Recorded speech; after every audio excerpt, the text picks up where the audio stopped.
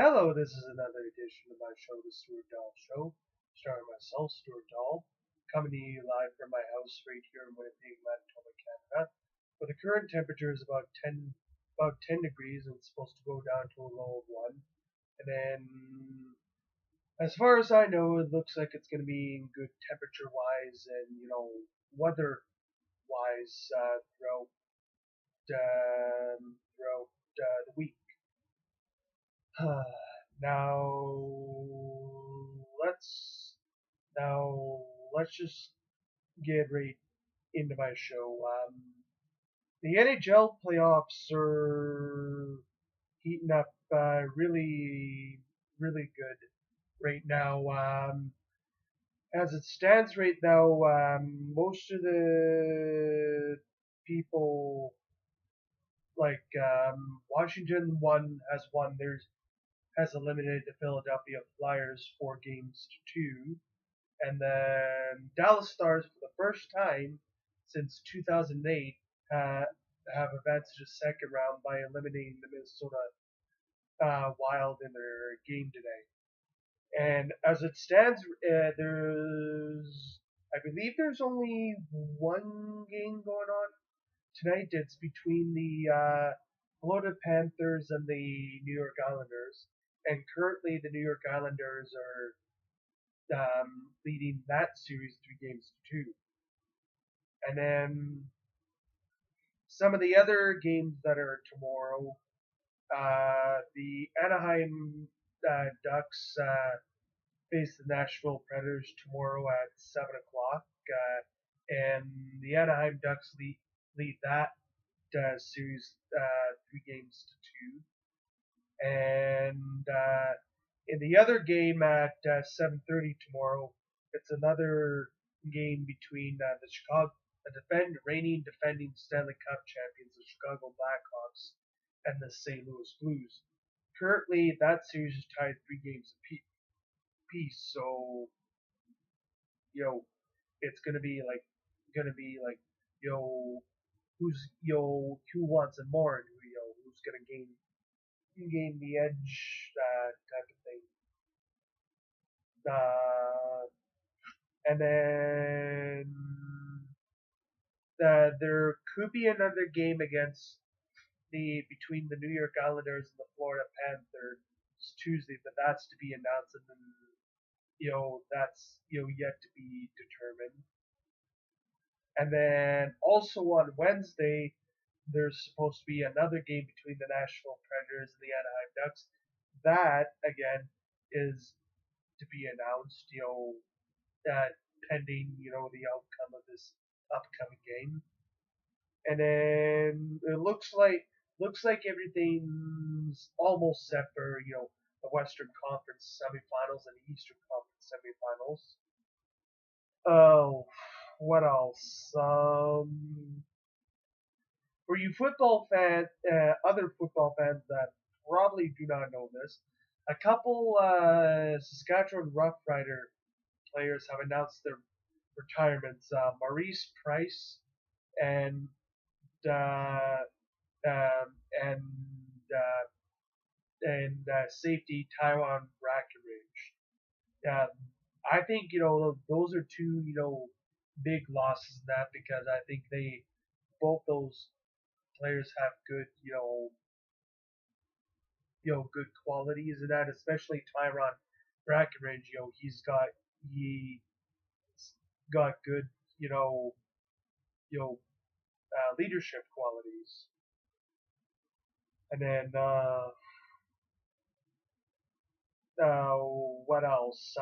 In other related CFL news, Kevin Glenn is hoping a full season with the Montreal Alouettes breathes new life into his career. The 36-year-old said on Tuesday he thinks he'll play another 3 to 4 years, which would put him close to 40.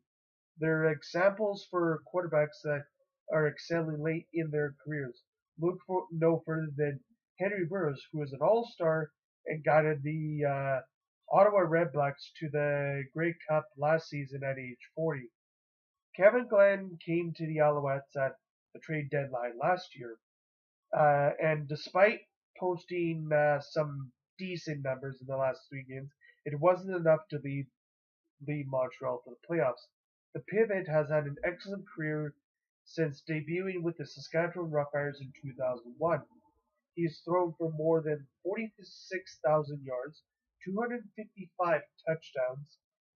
If Kevin Glenn does indeed play another 3 to 4 campaigns, he'll have a chance to further add to an already impressive resume in what is likely to be a Hall of Fame career. So that's just some, other news. CFL news. What else? The Edmonton Eskimos are taking care of their franchise quarterback as they announce the contract extension of Mike Riley through the 2018 season. I couldn't have been more excited to continue my career in Edmonton with the Eskimos, Riley said. I've always had the utmost confidence in General Manager Ed Harvey's vision for this team and has been strengthened with the addition of head coach Jason Moss and his coaching staff. I take I take great pride in being a part of the Edmonton community and this great organization. I can't wait to get back to work with my teammates and try to win another Grey Cup. The reigning Grey Cup MVP has been with the Eskimos since being traded by the BC Lions in January 2013, and has emerged as the team's starting pivot that year. So you know, hopefully maybe the Edmonton Eskimos might win another Grey Cup. What else? What else? In other related CFL news, Ben Hennen has called it a career. The 26-year-old has released a statement through his agent Thursday announcing his retirement. My achievements in football have simply would have not happened without the outstanding people I have had in my corner, and I will be forever grateful to everyone who has helped me play the game for as long as I did. Henning said. I look forward to seeing what life has to offer after football. The former first overall pick by the Riders in Saskatchewan Roughriders in 2012. Henning has helped the Green Riders to a Grey Cup in 2013. He joined the Indianapolis Colts of the NFL in 2015, but was released in August after suffering a knee injury. The Colts re-signed him to the practice squad in January. I've always been told that when it is over, it's over. All you have left, you have left are your friends and memories. I'm happy to be able to leave the game with plenty of both. Henning added. So again, that's I think probably the third person that I can think of that has retired from football from the CFL. Sorry about that, folks. What else? In other CFL news, the Ottawa Redblacks have signed offensive lineman John Gott to a 2-year contract extension, the team announced on Tuesday.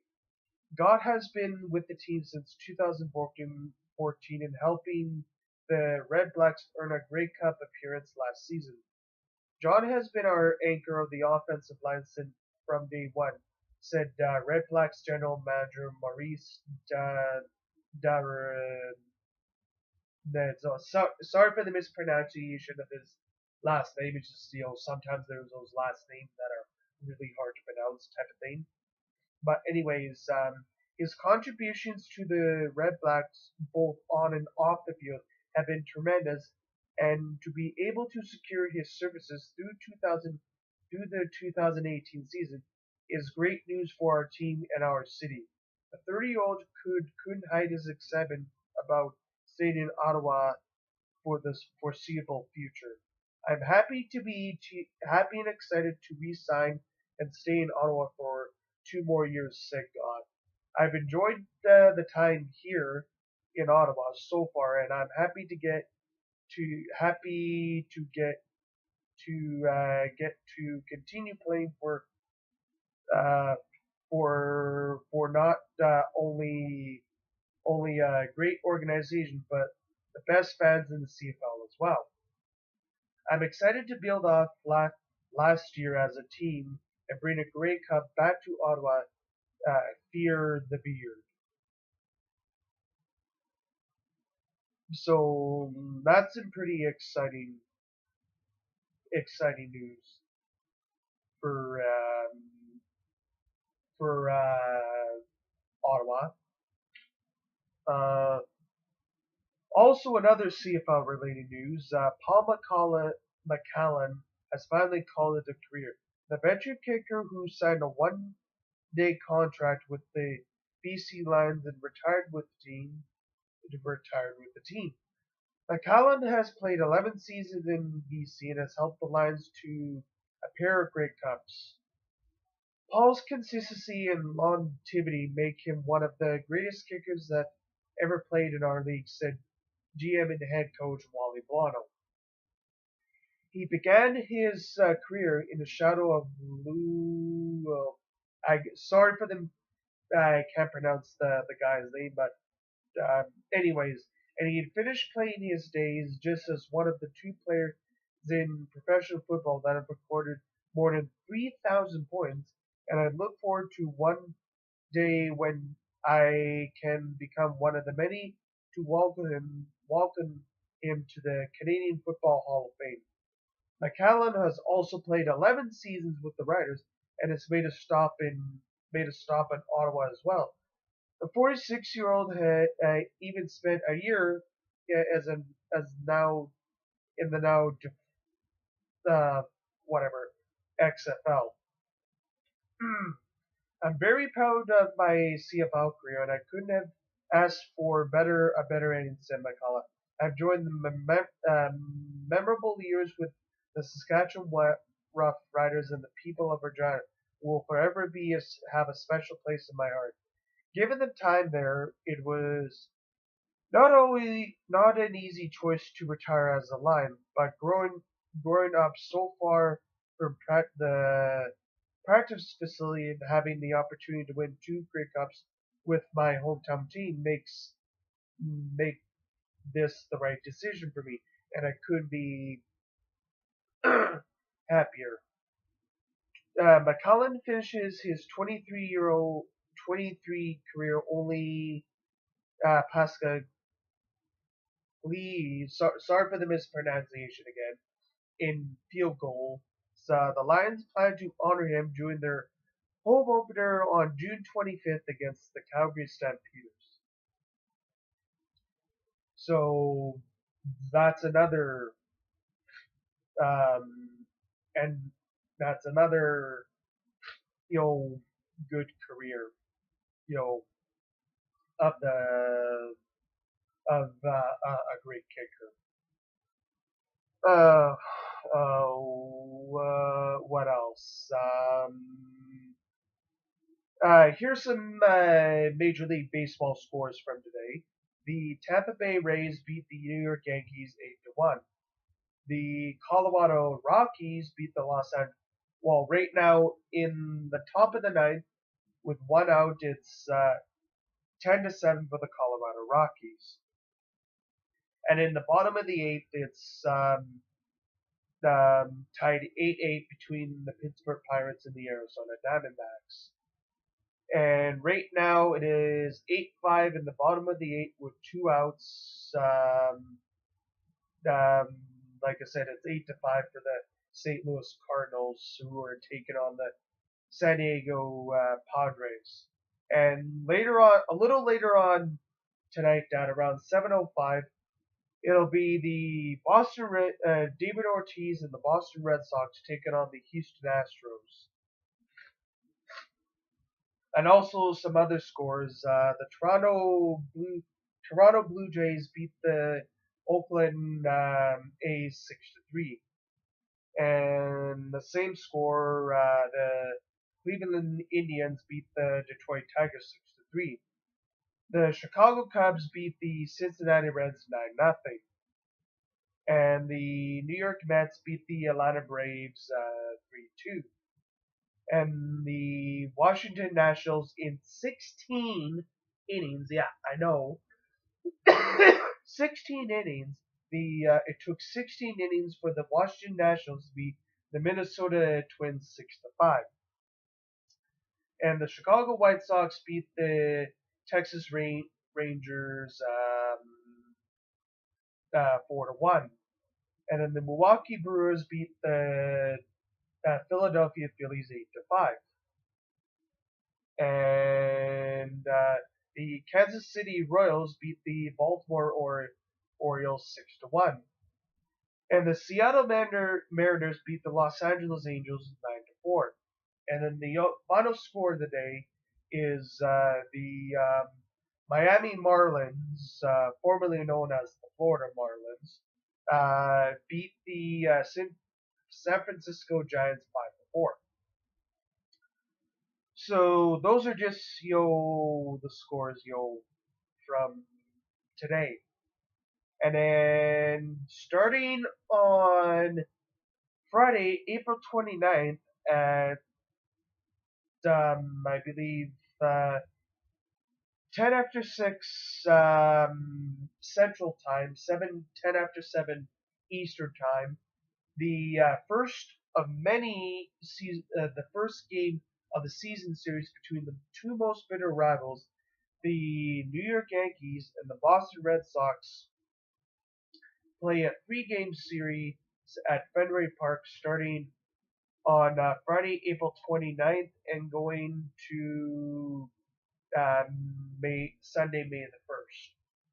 And game times are for Friday 10 after 6, and then the same time Saturday night, and then 7:05 on Sunday. So yeah. What else?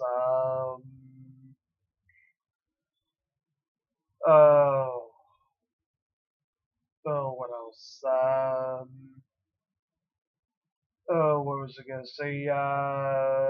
Yesterday, Bayern Munich beat Hertha BSC Berlin 2-0 yesterday. And as it stands right now, Bayern Munich is still in first place with 81 points, and hopefully that'll guide Bayern Munich, to another Bundesliga title. Sorry about that, folks. And for you soccer fans that don't know, the Euro 2016 or the European Championship starts June 10th and goes till July 10th. It's basically a month-long, tournament. First, there's the group stage, and then the top 2 teams from the group stage make it to the round of 16, and then it's basically you win, you go on, you lose, you pack it up and go home type of thing.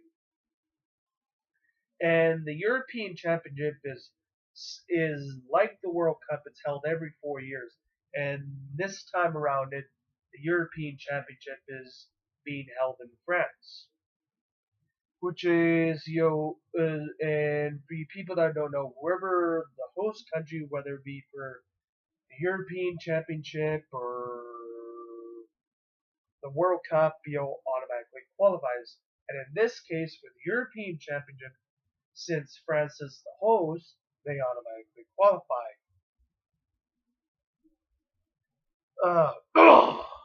Sorry about that, folks. What else? Other than that, the next UFC event is UFC Fight Night 86, Rothwell versus Dos Santos.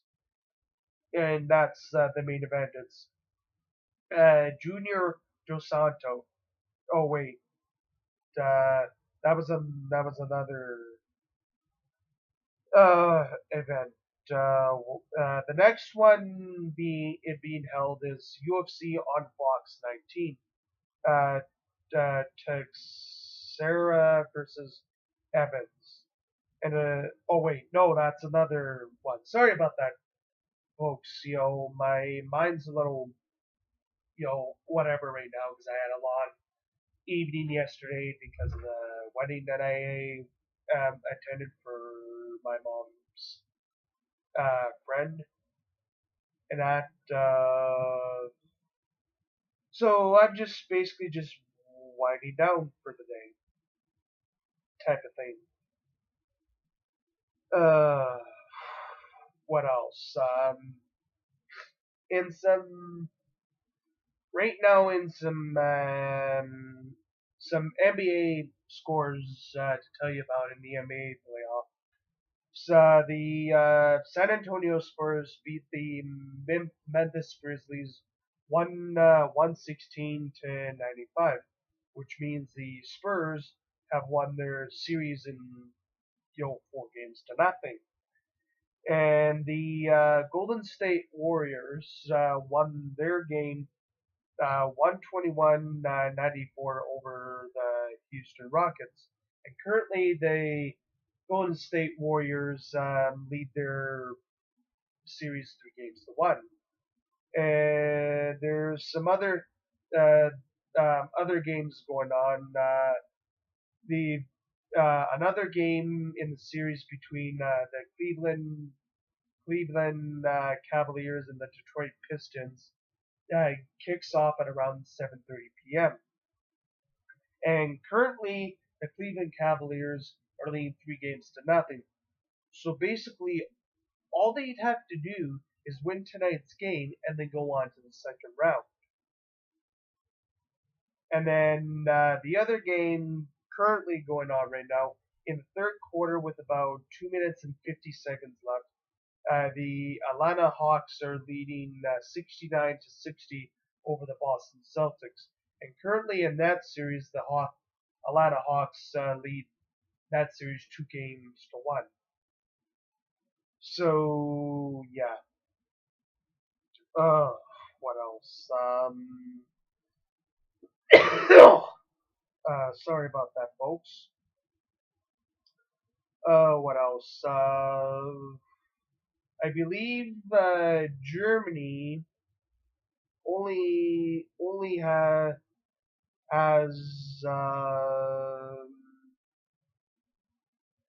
I believe 2 or 3 more international friendlies. One coming up on May 29th against Slovakia, and then one on I believe what was the next?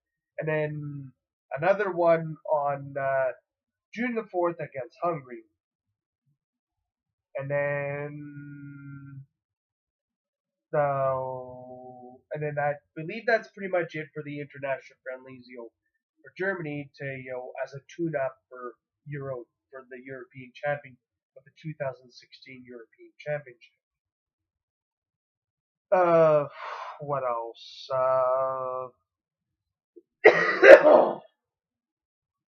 What else? As you people probably do know, that WWE Payback comes to you on May the 1st on the WWE Network. And for you people that are on YouTube and don't have the WWE Network, now's your opportunity to subscribe to the WWE Network and you get a month free. And basically, if you subscribe to the WWE Network now, you get WWE Payback coming up on May the 1st for free, practically. What else? Oh, I found out WWE Payback is coming to you Sunday, May the 1st, live from the Allstate Arena in Chicago, Illinois. What else?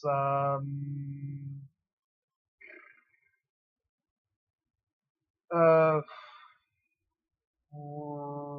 right right now, I don't know any of the matches right now at this point.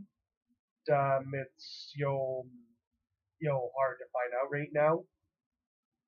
And then after WWE Payback, for you WWE fans that should know this, Monday Night Raw comes to you live from St. Louis, Missouri on May the 2nd. And then what else? I believe the next WWE pay-per view, I believe, is coming to you live on the WWE Network Sunday, May 22nd from Newark, New Jersey. That's WWE Extreme Rules. And it's the only night of the year that the WWE goes extreme. And most of the matches are, stuff like, Extreme Rules matches or, chairs matches or ambulance matches or barbed wire matches or, TLC matches or tables matches that basically any sort of, sort of match you could think of. Even like, steel cage matches, stuff like that. And then, what else? And then the next pay-per-view after that isn't until Sunday, June 19th. That's WWE Money in the Bank coming to you live from Las Vegas, Nevada. And then, what else? And then, what else?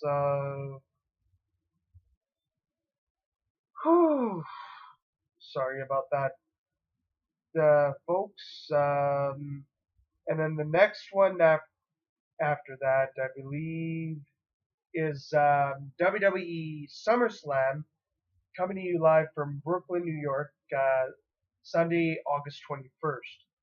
And then,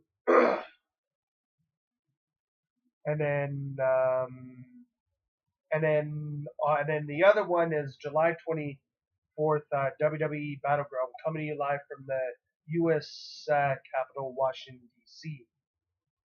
So that's all the pay-per-views that I know of that are coming up so far for you, WWE fans that are on, or that are on, that are on YouTube and that. What else? Oh, what else? Let's go into another subject. In some other related, on a news subject. This is from Winnipeg. 4 people were extracted from a vehicle that went into a building on Arlington Street. 4 occupants of a vehicle have been extracted after it went into the side of a garage on Arlington Street. A single-field collision occurred at around 7 a.m., I guess you could say, this morning, sending 4 people to hospital. Brian Garcia, who lives in the home, said his family was woken up by the sound of a crash. Suddenly, there was 3 loud banging sounds on, said Garcia. We immediately called 911 because there was, if I'm not mistaken, 4 people in the car and actually the car was totally wrecked, especially in the front. Police said the nature of the injuries are not serious. Police can't confirm the cause of the collision, but said it is not likely they're looking at criminal charges. So that's just one news-related subject. On another news-related subject, one man has been sent to hospital with injuries to the upper body after a firearm was discharged in a residential robbery. Winnipeg police were called to the scene of a robbery in the 200 block of Arlington Street on April 24th at around 12 a.m. Police determined that a number of suspects gained entry into the residence. They said the suspects were armed. Prior to the police arrival, the suspects fled the scene. There are no description of the suspects at this time. As police said the victim is currently in stable condition. The investigation is ongoing, and police are asking anyone with any information about the incident to call them at 204 986 6219 or Crime Stoppers at 204 786 8477. So, yeah.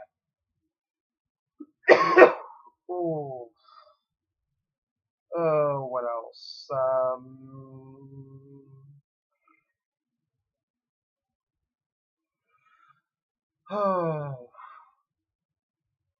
Oh, what was I gonna say?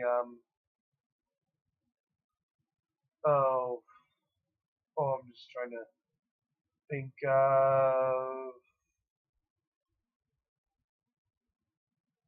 What else? This is gonna be the last thing on my show, the Stuart Doll Show. This is another news-related subject, and this is just gonna, end my show type of thing. A 20-year-old man is facing charges after authorities say he tweeted out a bomb threat during a Donald Trump rally in Connecticut on Saturday. Connecticut State Police that said the U.S. Secret Service had contacted them on Saturday afternoon, saying after they said Sean Morquez posted on Twitter, someone is going to bomb the Trump rally, or I'm going to have to. Police say that the tweet was followed by another warning a friend had to his family members: leave the rally so they don't get hurt. The Republican presidential hopeful appeared in Bridgeport, Connecticut on Saturday. Authorities tracked the tweets to a Waterbury home where they found more keys. After determining he didn't pose an immediate threat, he was taken into custody and was released on a $25,000 bond. No one has answered the call at the Waterbury home. Morkey hasn't responded to a separate request for comment. Oh, what was I gonna say? So yeah. Uh, well, that basically ends my show, the Stuart Doll Show. For you young people, stay in school, stay out of trouble, and you'll do great. And I also apologize for, I'm trying to make as many videos for my show, The Stuart Doll, as possible, but I'm, really busy at most times. So on that note, I'll be the same. Bye bye, and stay cool, my